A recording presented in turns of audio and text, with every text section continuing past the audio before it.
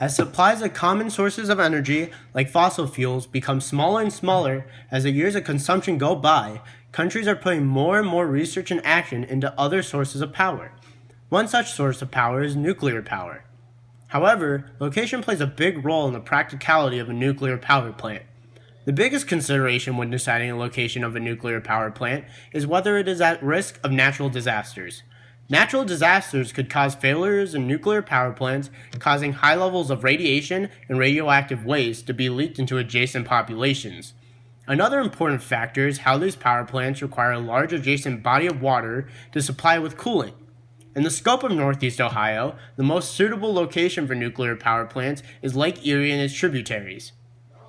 However, Lake Erie's coast is already home to multiple nuclear power plants and other obstacles such as harbors. Nuclear power plants cannot be placed too close to one another because their combined core heat may disrupt Lake Erie's ecosystem drastically.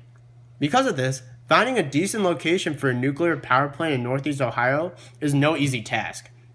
Nuclear power plants also require a large amount of area for the multitude of buildings and systems.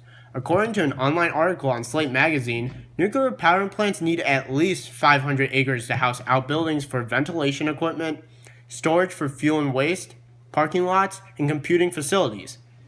Considering these things, the location I suggest for the new nuclear power plant in Northeast Ohio is alongside Lake Erie's coast, right outside the city of Eastlake, in particular in the area of Newport Beach.